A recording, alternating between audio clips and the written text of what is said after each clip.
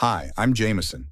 6 months ago, I had what most people would consider a good life. Stable job as an IT specialist, a modest but comfortable two-bedroom apartment, and a marriage of 5 years to Claire. We weren't rich, but we'd been diligently saving for a down payment on our first house. 3 years of careful budgeting had gotten us to $42,000. Not enough for our dream home, but a solid start.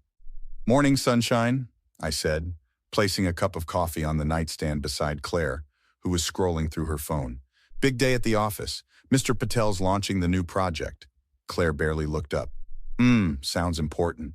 "It is. This client could mean a promotion." I adjusted my tie in the mirror. "Everything okay? You seem distracted lately." "Just tired," she said, finally meeting my eyes. "Marcus called last night while you were asleep." I tried not to sigh. Claire's brother Marcus had a talent for creating chaos. "What's he need this time?" "Nothing," Claire said quickly. "Just checking in." I nodded, though something in her tone felt off. "Don't forget, we have that meeting with the realtor on Thursday." "About that," Claire twisted her wedding ring. "Can we maybe postpone? I'm not feeling great about the market right now." "Sure, I guess. We've waited this long, right?" I kissed her goodbye, chalking up her behavior to normal pre-home buying jitters. 3 days later, I was going over some routine paperwork when my phone buzzed with a bank notification. "Unusual activity alert." I called immediately. "This is Jameson Richards regarding an alert I just received." "Yes, Mr. Richards," the bank representative said. "I'm showing a withdrawal of $41,500 from your savings account yesterday. This triggered our unusual activity protocol." My stomach dropped. "That's impossible. I didn't make that withdrawal." "It was made in person, sir, by Claire Richards. She's an authorized user on the account." "There has to be a mistake," I insisted, though a sickening realization was dawning. "Could you tell me the time of the withdrawal?"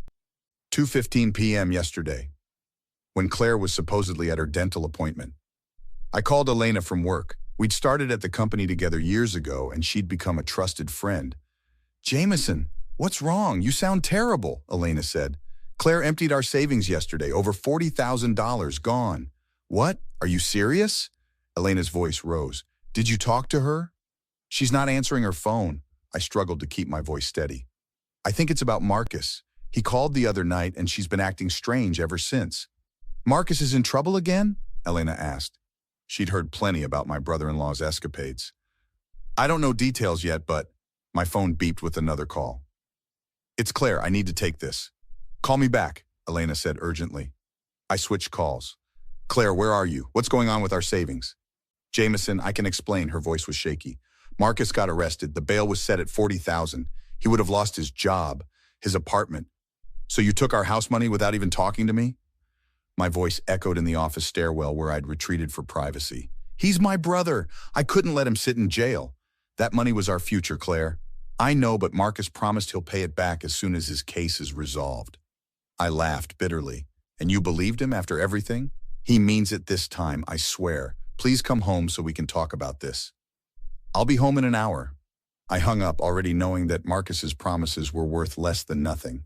I arrived home to find Claire pacing our living room, eyes red from crying. "Where's Marcus now?" I asked, remaining standing while she sat on the couch. "Staying at a friend's place until his hearing," Claire said, wringing her hands. "Jameson, I'm sorry I didn't talk to you first, but it was an emergency." "What was he arrested for?" I asked flatly. Claire hesitated. "Fraud. But he swears he was set up by his business partner." "Of course he does." I sat down heavily. "Claire, that was our house money. 3 years of saving. How could you make this decision without me?" "He's family. What was I supposed to do?"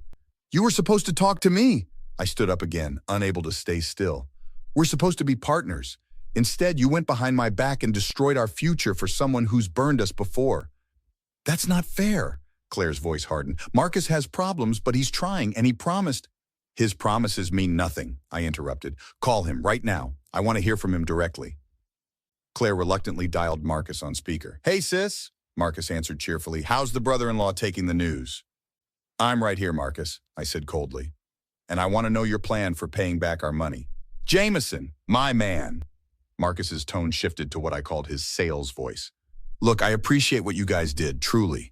Once this misunderstanding with the courts is cleared up, I've got a business opportunity that's going to set us all up. I'm talking 6 figures minimum." "Cut the pitch," I said. When and how are you paying us back? Exact amounts and dates. Well, that depends on how quickly the case resolves, but so you have no plan. That's not what I said, Marcus sounded defensive now. I've got assets tied up that'll free up soon. Claire understands this is temporary. Our landlord won't find temporary very convincing when we can't make rent next month, I replied. The next day I met with Elena for lunch.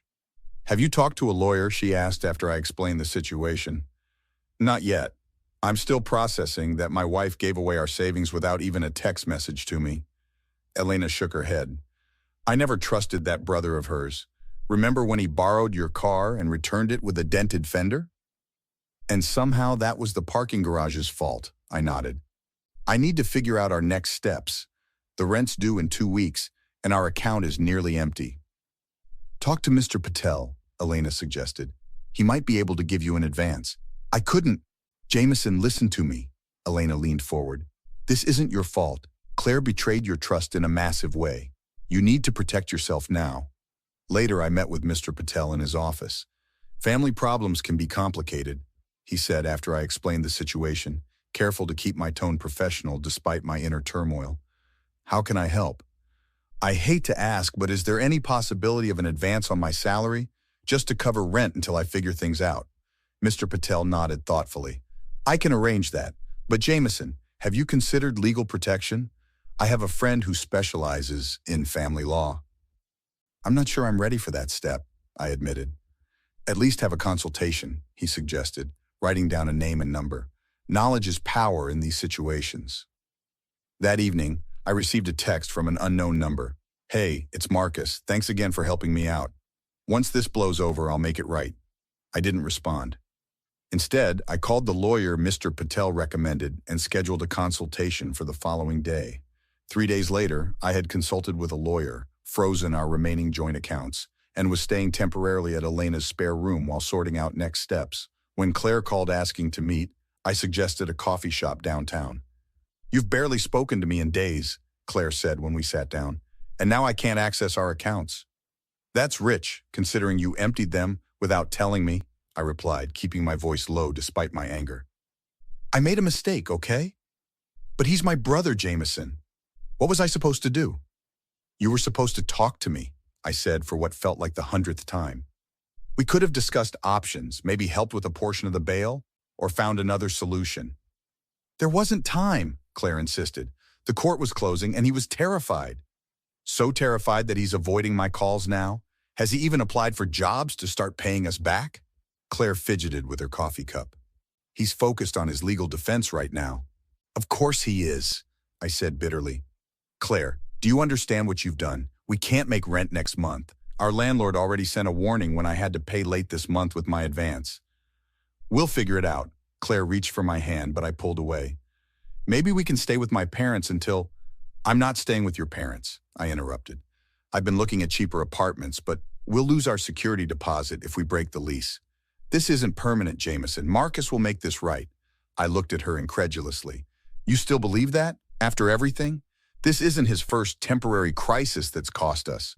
People make mistakes, Claire's voice rose slightly. You're acting like he's some criminal mastermind. He's just struggling. And now we're struggling because of him. I finally lost my composure. 3 years of savings gone in an instant without even a conversation.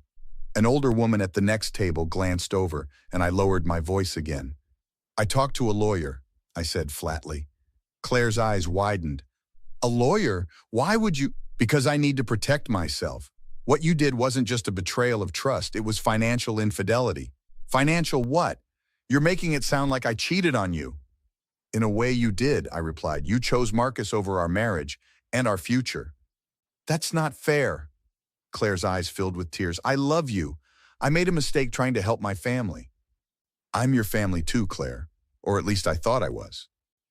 The conversation continued in circles until Claire finally asked, So what happens now? I don't know, I admitted. But I do know I can't just pretend this didn't happen. The lawyer suggested I file a police report for unauthorized use of funds. You would call the police on me? Claire's voice was incredulous. I don't want to, but I need you to understand the severity of what you've done. Marcus will pay it back, Claire insisted. Just give him time. Time won't pay our rent, I stood up. I have to get back to work. Think about what I've said. As I turned to leave, Claire grabbed my arm. You can't just walk away from our marriage over money. This isn't about money, I said quietly, gently removing her hand. It's about trust. And right now, I don't trust you at all. A month later, we were evicted from our apartment when we couldn't make rent. Claire moved in with her parents while I continued staying at Elena's while looking for a more permanent solution. Marcus, as I predicted, hadn't repaid a cent and now wasn't even returning Claire's calls. His court date had been postponed and there was talk of additional charges being added. Officer Rodriguez sat across from me at the police station reviewing my statement. Just to be clear, Mr. Richards, your wife had legal access to this account? Yes, I confirmed. But we had a verbal agreement that those funds were for our house down payment. Unfortunately, that complicates things from a criminal perspective, she explained. Since she was an authorized user, this becomes more of a civil matter than criminal. So there's nothing that can be done? I asked, frustrated. I didn't say that, Officer Rodriguez replied. We can document this as part of a potential fraud case, especially if you pursue civil action. And if her brother was involved in defrauding you both, that's another angle. I nodded, understanding the limitations. I appreciate your help. Later that week, I met with Mr. Patel again, who had surprising news. The company is opening a branch in Raleigh, he said. We need someone to help set up the IT infrastructure. It would mean a promotion and relocation package. I don't know what to say, I was genuinely surprised. With everything going on, sometimes a fresh start is exactly what's needed, Mr. Patel said kindly. Think about it. The position is yours if you want it. That evening, Claire called, asking to meet again. We sat at a park bench near Elena's apartment. I've been served with divorce papers, she said, her voice small. Is this really what you want? I didn't want any of this, Claire, I replied honestly, but I can't go back to how things were. Marcus was arrested again, she admitted after a moment of silence. The bail money is gone. He violated the terms of his release. I didn't feel any satisfaction at being right. I'm sorry to hear that. I made a terrible mistake, Claire's voice cracked. I was trying to help him, but I hurt us instead. Can we try to work through this? Some broken things can't be fixed, I said gently. I've been offered a position in Raleigh. I'm going to take it. You're moving? Claire looked shocked. Just like that? I need a fresh start. The divorce settlement outlines repayment of the savings over time. So that's it? 5 years of marriage ended because of one mistake? It wasn't just one mistake, Claire. It was a fundamental breach of trust. And your continuing defense of it shows we see things very differently. Claire wiped away tears. I still love you, Jameson. I loved you too, I said quietly, but love isn't enough without trust. 2 months later, I was settling into my new apartment in Raleigh. Elena had helped me pack up the few belongings I'd kept after the eviction. How does it feel? She asked over video chat as I showed her around the small but clean one-bedroom. Strange, I admitted, but good. The promotion came with a decent raise. I should be able to start saving again soon. Have you heard from Claire? Her lawyer contacted mine. She's agreed to the payment schedule, though I'm not holding my breath. And Marcus? Pleaded guilty to reduced charges. He'll be doing some time. I shook my head. What a mess. You didn't create it, Elena reminded me. You just had the strength to walk away. I sometimes wonder if I should have tried harder to make it work. After what she did, Jameson, you deserved better. You still do. As we talked, an email notification appeared on my phone from Claire. I opened it after the call ended. Jameson, I know you probably won't respond, but I wanted you to know I'm sorry. Really sorry. I've started a second job to make the payments I owe you. It won't fix what happened, but I hope someday you can forgive me. Take care in your new city. I didn't respond immediately. Perhaps someday I would when the hurt wasn't so fresh. For now, I was focused on rebuilding, not just my savings, but my life. One conversation, one decision, one day at a time. Have you ever had to walk away from someone you love because they betrayed your trust?